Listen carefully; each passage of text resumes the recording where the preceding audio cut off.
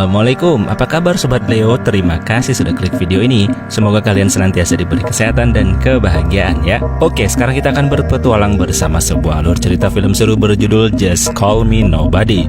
Film ini menceritakan tentang seorang tukang sol sepatu miskin yang sering diremehkan karena tak bisa kungfu. Tapi ternyata takdir berkata lain. Dirinya malah menjadi ahli kungfu terkuat dengan jurus naga tanpa bentuk, tanpa wujud. Penasaran? So, tanpa berlama-lama langsung aja kita mulai.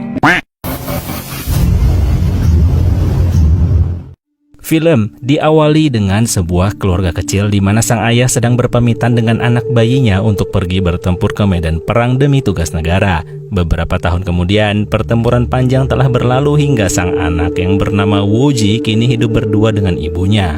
Sambil menanti kepulangan sang ayah, ibu dan anak terlihat belajar dan bermain bersama. Namun tak lama kemudian, tibalah utusan militer kerajaan yang mengabarkan berita duka tentang kematian sang ayah. Dan singkat cerita, tahun demi tahun berlalu, Wuji kini telah dewasa dan menjadi tulang punggung keluarga dengan bekerja sebagai tukang sol sepatu keliling. Namun di kota tempat Wuji mangkal, banyak orang-orang yang meremehkannya karena dirinya terlihat bodoh dan tak bisa kungfu. Mulai dari anak kecil yang berani songong, hingga para wanita yang menyebutnya dengan julukan tolol sambil mempermainkan Wuji dengan membuatnya kegeeran. Suatu ketika, Wuji terkejut melihat pertarungan antara pendekar wanita bernama Yue dan pria kriminal yang telah menjadi buronan kerajaan.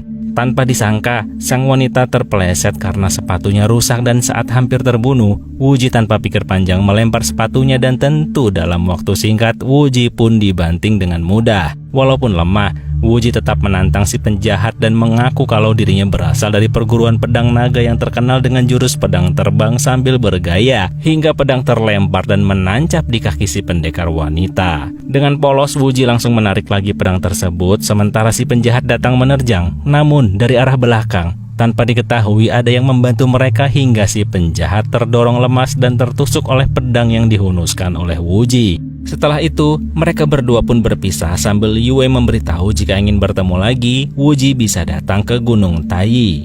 Nah, ternyata bola besi yang menghantam si penjahat berasal dari pembunuh bayaran profesional utusan kerajaan yang sudah lama mengamati si kriminal. Di sini, film juga memberitahu obrolan antara kaisar dan jenderalnya bahwa Yue ternyata adalah calon istri sang kaisar yang kabur menjelang pernikahannya. Sang jenderal memberi kabar pada kaisar bahwa ia dapat bocoran informasi bahwa Yue terdaftar dalam turnamen kungfu terbesar di pusat kota.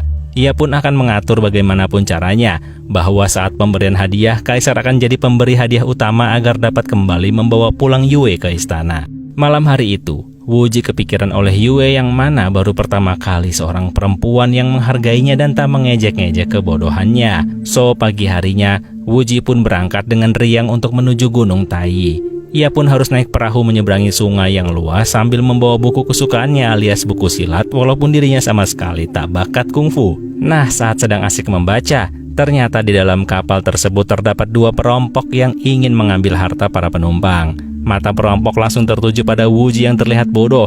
Dengan mudah, Wuji dirobohkan dan saat hampir terbunuh, datanglah pertolongan tak terduga dari salah satu penumpang alias kakek-kakek tua yang diam-diam master kungfu sejati. Dengan sembunyi-sembunyi, sang kakek membantu pertarungan Wuji dengan menotok titik tubuh Wuji dengan kacang-kacangan hingga membuat Wuji bergerak layaknya seorang ahli kungfu.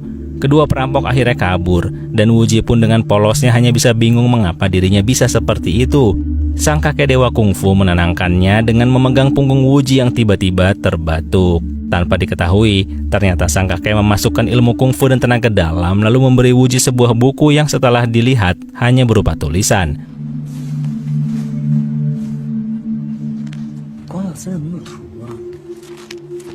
Wuji dengan polosnya membuang bukunya karena tidak mengerti tanpa ada gambar.